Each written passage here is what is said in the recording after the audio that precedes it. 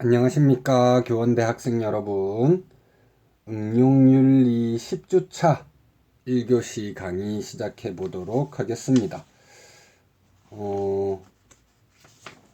과학과 윤리에 대해서 저희가 조금 더 자세히 좀 긴 시간을 통해서 살펴볼 거라고 그렇게 말씀을 드렸던 것 같습니다.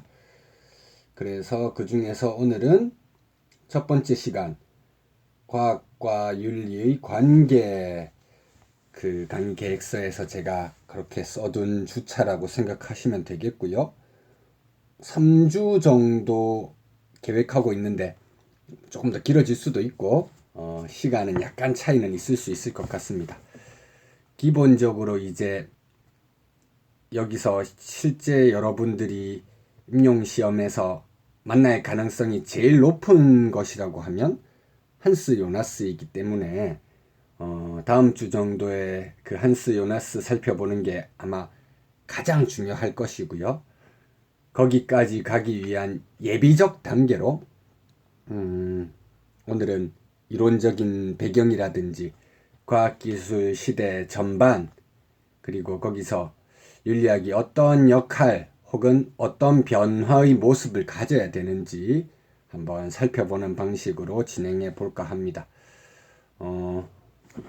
저희 주교재 생활 속의 응용윤리, 여러분들 보강주에 과제하면서는 많이 쓰셨는데 본 강의에서는 그렇게 많이 안 읽어봤던 것 같아서 첫 번째 시간은 이걸 천천히 읽어 나가면서 한번 시작해 보도록 하겠습니다. 저희 장 중에 보면 14장 과학과 윤리라고 하는 장이 있죠. 거기서 306쪽부터 시작하겠습니다. 첫 번째 단락 영화에 대해 소개하는 단락은 넘어가고요.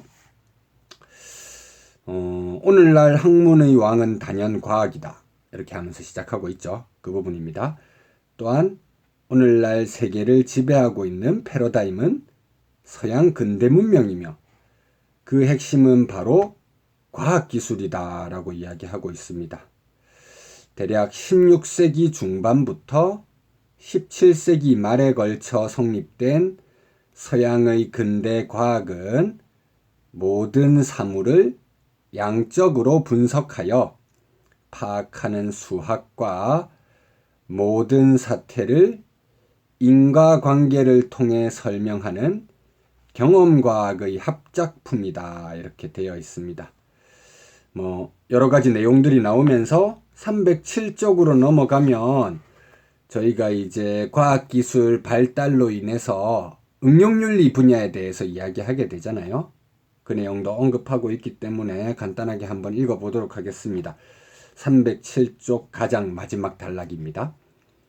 그런데 과학기술의 발달로 인한 최근의 이슈들, 이를테면 환경오염, 장기이식, 유전자 조작, 핵기술 등은 인간의 생존을 위협하는 부정적인 측면도 함께 지니고 있기 때문에 주의 깊게 성찰할 필요가 있다.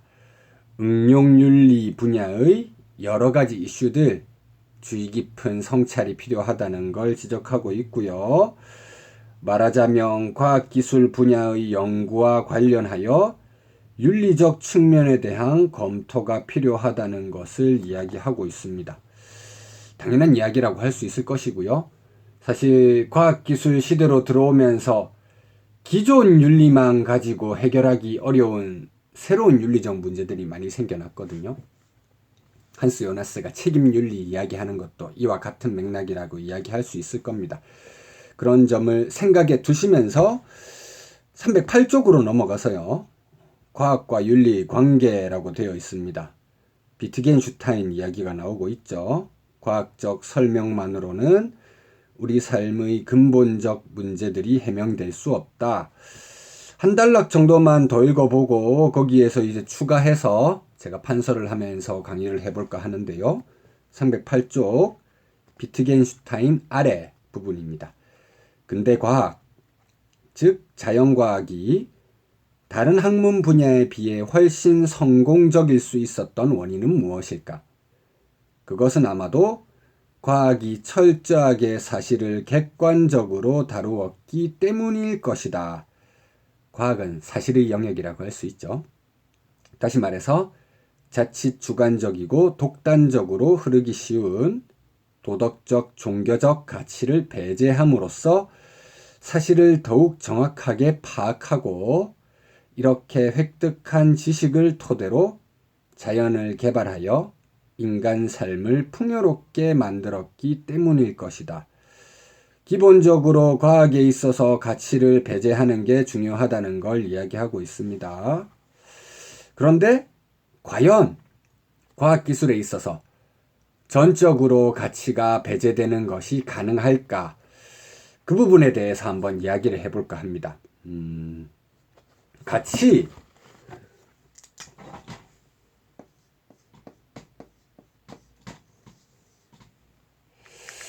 가치라고 하는 걸 크게는 두 가지로 구분할 수 있겠죠.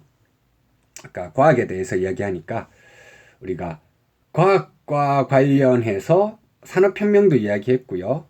산업혁명이 나오면 생산품의 양적인 증가, 우리에게 물질적 풍요를 가져오게 됐죠. 그래서 물질적 가치라고 하는 걸 중요시 여기는 사고방식. 물론 그게 너무 심해진다고 하면 물질 만능주의까지 나갈 수도 있겠지만 그렇게 나가서는 안 될 것이고요. 기본적으로 가치는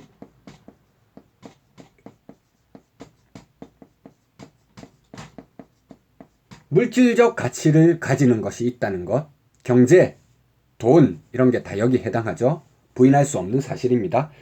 근데 저희가 과학기술의 가치 중립성 논쟁 이 부분과 관련해서 이야기하는 가치는 물질적 가치라기보다는 조금은 다른 성질을 가지는 특징이라고 할 수 있겠죠.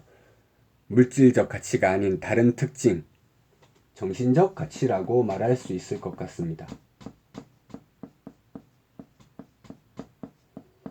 크게 나누어 보면 물질적 가치와 정신적 가치 이렇게 나누어질 수 있겠고요.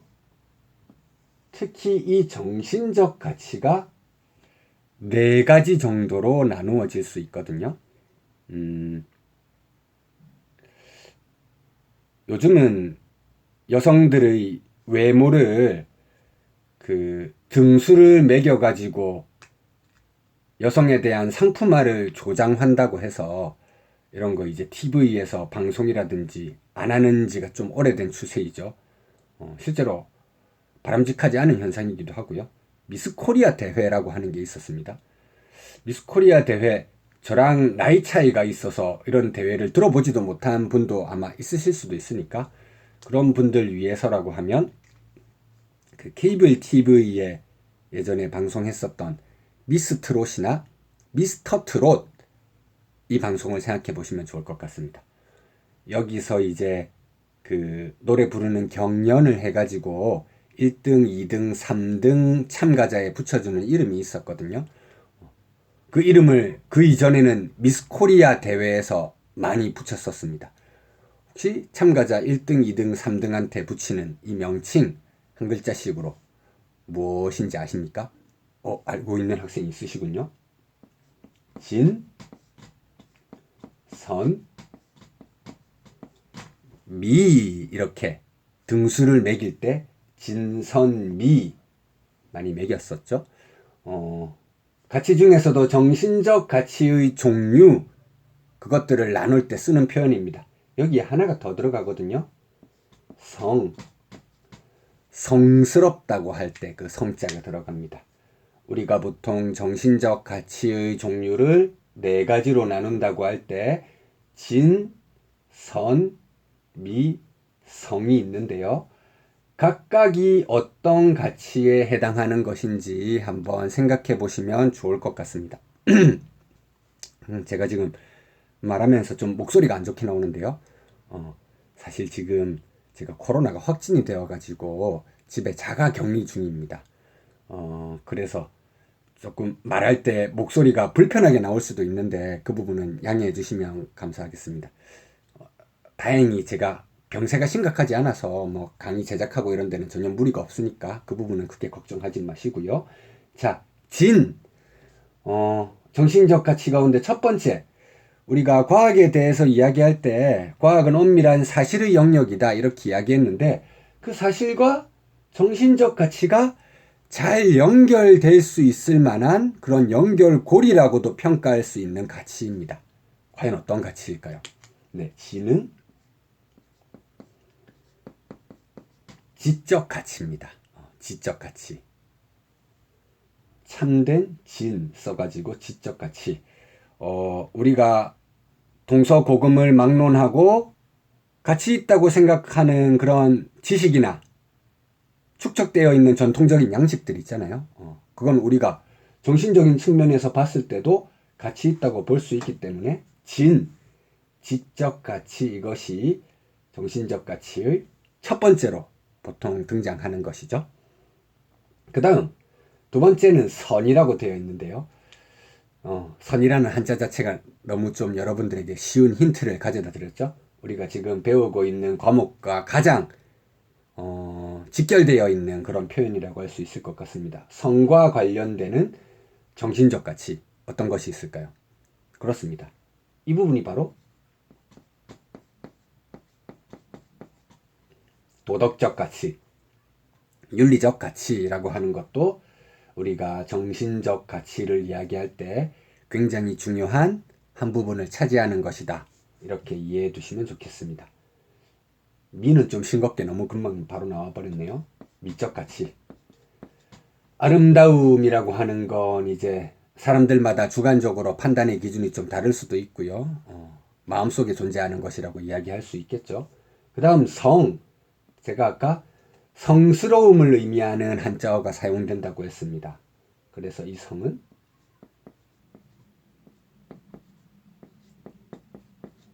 종교적 가치. 우리나라 같은 경우는 이제 대표적으로 종교의 자유가 존중되는 나라 중에 하나라고 할 수 있죠. 뭐 예수님의 가르침이 되었건 부처님의 가르침이 되었건 그거 말고 저희 이제 고정과 윤리 책에 보면 꾸란 같은 이슬람교 다양한 종교들 이야기를 많이 하잖아요. 그런 종교에서 바람직하다고 여기는 가치들 이것들 다 우리가 정신적으로 해석할 수 있는 영역 속에 들어가는 것들이라고 할 수 있겠죠. 일반적으로 저희가 정신적 가치라고 하면 진선, 미성, 지적 가치, 도덕적 가치, 미적 가치, 종교적 가치 이렇게 네 가지를 이야기한다는 것인데요. 아까 제가 살펴봤었던 이 생활 속의 응용윤리 부분에서 과학이 승승장구할 수 있었던 게 전적으로 사실을 다루는 그런 학문 분야였기 때문에 명백하게 모든 사람들이 납득할 수 있는 지식 이것을 추구해 나가면서 성장했다 이야기하는데 물론 사실을 다룬다는 게 부인할 수 없는 부분이긴 하지만 사실만 가지고 평가할 수 없는 영역이 과학에도 존재할 수 있다는 거죠. 그래서 저희가 1교시에 이제 이렇게 가치의 종류를 살펴보았기 때문에 과연 과학기술이 엄격한 의미에서 가치 중립성을 지키는 게 가능한 것인가? 100% 사실의 영역이라고만 말할 수 있는가? 그 부분을 1교시 후반부에서는 한번 다루어 볼까 합니다. 과학기술의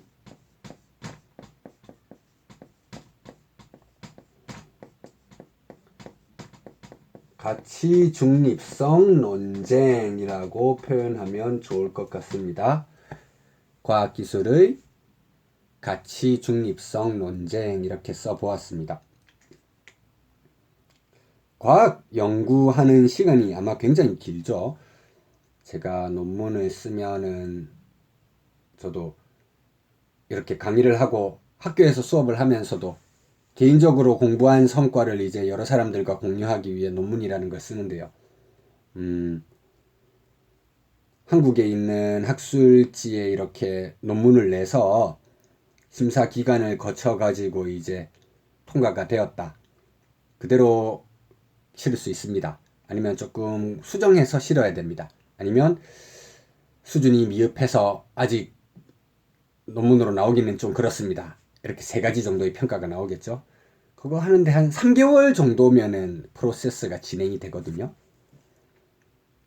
근데 과학 분야에서 이제 실험해가지고 논문 쓰는 분들 심사 받는 거 기다리는 거 보면 1년, 2년 이렇게 기다리는 경우도 굉장히 많다고 하더라고요. 과학 연구하는 시간도 길고 심사 받는 시간도 길기 때문에 굉장히 고단한 과정일 수 있을 것 같습니다.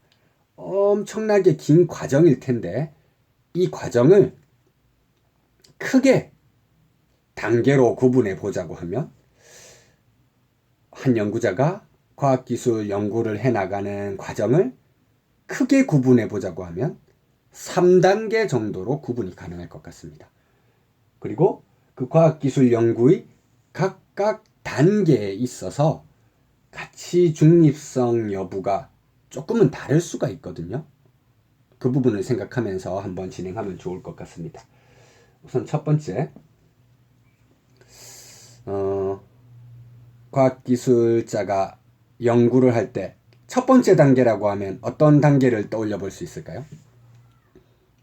무작정 연구를 시작하는 건 아니죠.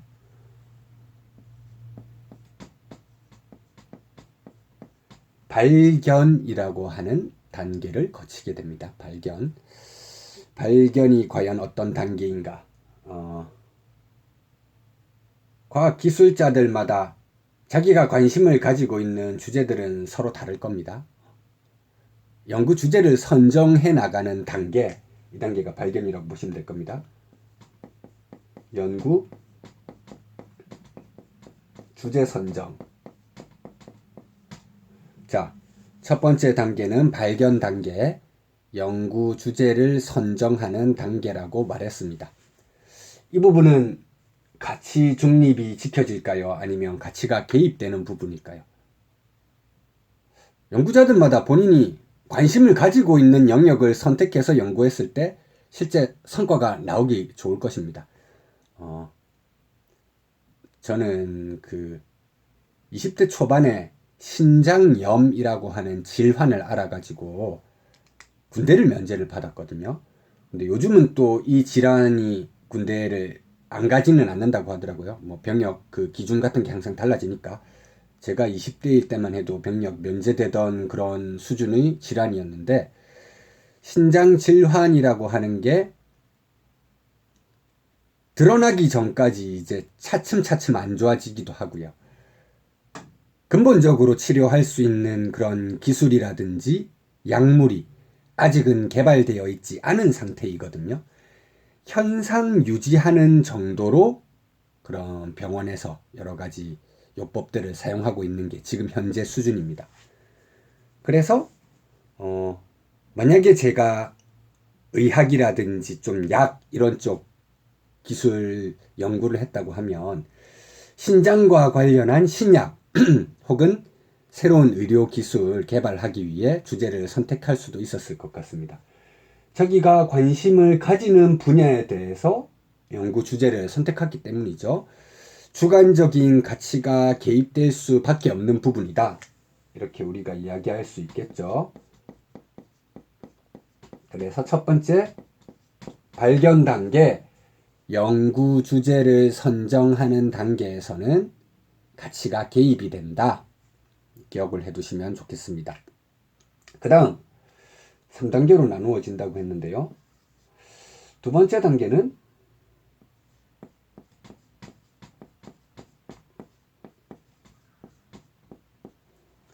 정당화라고 하는 단계입니다. 정당화. 연구 진행 단계라고 보시면 됩니다. 선택한 주제를 바탕으로 해서 실제 연구를 진행해 나가는 딱 그 단계, 정당화 단계라고 합니다. 정당한 과정을 거쳐가지고 자신의 연구 성과가 참임을 입증해 나가는 그런 과정이라고 할 수 있겠죠. 근데 제가 정당한 과정을 밟아야 된다 이렇게 이야기하니까 윤리적인 의미에서 정당하다고 하면 그건 가치가 개입되는 것처럼 그렇게 생각될 수 있는 오해의 여지가 있는데요. 정당화 과정에서는 1단계 발견 단계가 가치가 개입됐던 것과는 다르게 엄격하게 가치 중립이 지켜져야 합니다. 이 책에서도 과학이 엄격하게 사실을 다루는 학문 분야라고 했을 때도 정당화 단계를 이야기하는 거라고 생각하시면 됩니다. 내가 실험을 통해서 참이냐 아니면 거짓이냐, 참이라고 할 수 있는 그런 사실적 지실들만 실험을 통해서 검증해 나가는 단계, 이 단계가 정당화 단계라고 보시면 됩니다. 일체의 조작이라든지 이런 게 들어가서는 안 되겠죠. 주관적 가치를 바탕으로 해서 연구를 진행해 나간다고 하면 자기가 원하는 방향으로 연구를 조작하고 싶은 욕심이 생길 수도 있습니다. 제가 아까 신장질환 관련해서 이야기를 말씀드렸었는데, 제가 20대 초반 때 황우석 박사라고 아마 서울대 수의학 대학의 교수셨던 것 같아요. 그분께서 줄기세포 연구라는 것에 굉장히 권위자셨거든요. 당시에 미국이랑 우리나라가 거의 쌍두마차로서 줄기세포 연구를 막 진행해 나갔었는데, 저 같은 신장병 환자들 같은 경우에는 굉장히 큰 희망을 걸고 있었죠. 치료가 안 되고 악화되기만 하는 장기라고 한다면 근본적인 치료법은 뭐가 있겠습니까? 맞습니다. 장기 이식이라고 할 수 있는데, 장기 이식은 사실 가족들 사이에도 거부 반응이 굉장히 크잖아요. 그래서 완전히 동일한 유전자를 가지고 있는 나의 유전자를 복제해서 그걸 가지고 이제 동일한 장기를 이식받을 수 있는 그런 기술이 만들어지는 것이 아닌가, 굉장히 장밋빛 희망을 가지고 기대를 걸었었는데요. 이분이 이제 연구 과정에서 여러 가지 부정을 저질러 가지고 거의 학교로 돌아오지 못하는 그런 신세가 돼버리셨죠. 여러 가지 부정을 저질렀었는데, 일단 대학원, 이제 교수시니까 대학원에 대학원 학생들이 있었겠죠. 아마 여자 대학원생도 있었을 겁니다. 연구하려고 하니까 난자가 필요했을 텐데, 원래 연구에서 드는 건 자율적으로 동의한 사람이 기증해가지고 그걸 가지고 해야 되잖아요. 당연히 뭐 서류로는 기증한다 이렇게 해서 받았겠죠. 근데 그때 기증받은 난자 상당수가 자기 대학원에 있는 여학생 제자들한테 많이 기증을 받았다고 합니다. 자율적 기증이라고 하는 그런 미명 아래 사실 강압이 좀 있었을 수도 있겠죠. 근데 이건 서류상으로는 기증받았다 할 수 있는 여지가 있을 수 있기도 한데, 정말 잘못된 건 자기가 원했던 방식의 결과가 아마 나오지 않았나 봐요. 그래서 슬라이드를 조작을 했습니다. 아마 사이언스였는지 네이처였는지 굉장히 유명한 전 세계적인 과학 잡지에 실제 실리기까지 했었어요. 근데 그걸 이제 우리나라에 있는 다른 사람들이 이거 조작이다 이렇게 해서 밝혀내가지고 완전히 학계에서 매장이 되신 분이죠. 자기가 원하는 방식으로 주관적인 가치를 담아가지고 연구 결과를 절대 조작해서는 안 된다는 겁니다. 이 부분에서는 엄격하게 가치 중립이 지켜져야 된다는 것이죠. 그 다음, 그렇게 해서 연구를 진행하고 결과가 나왔다고 한다면 그 결과를 사회 속에 활용해야 되겠죠? 그거는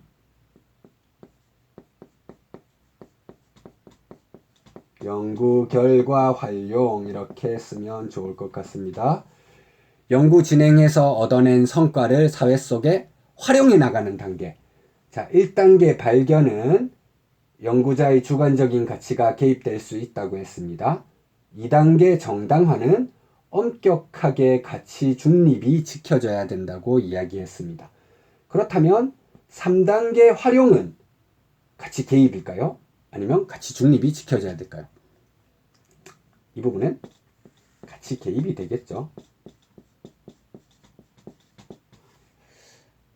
어떤 연구 성과라고 할지라도 어떤 방향으로 실제 사용했느냐에 따라서 사람들이 평가는 달라질 수 있죠. 노벨상으로 유명한 노벨이 이제 다이너마이트 처음 개발할 때는 건설 현장 같은 데서 폭파 편리하게 할 수 있게 하기 위해서 개발한 거잖아요.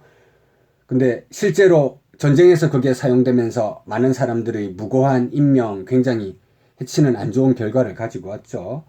어떠한 기술 같은 게 만들어졌을 때 그게 실제 사회 속에서 활용되는 양상이 과연 바람직한지 아니면 바람직하지 않은지, 이걸 기준으로 가치 평가가 충분히 가능하다는 겁니다. 여러분들 아마 생활과 윤리 고등학교 때 수업 들었을 때도 이것에 대해서 그 이야기 나누어 봤던 기억이 있을 수도 있습니다. 과학기술은 가치 중립이냐 아니냐. 가치 중립 이야기하는 사람들은 대부분 2단계 실제 연구 진행해 나가는 정당화 단계 이 부분에 이제 초점을 맞추어서 이야기한다고 생각하시면 되겠고요.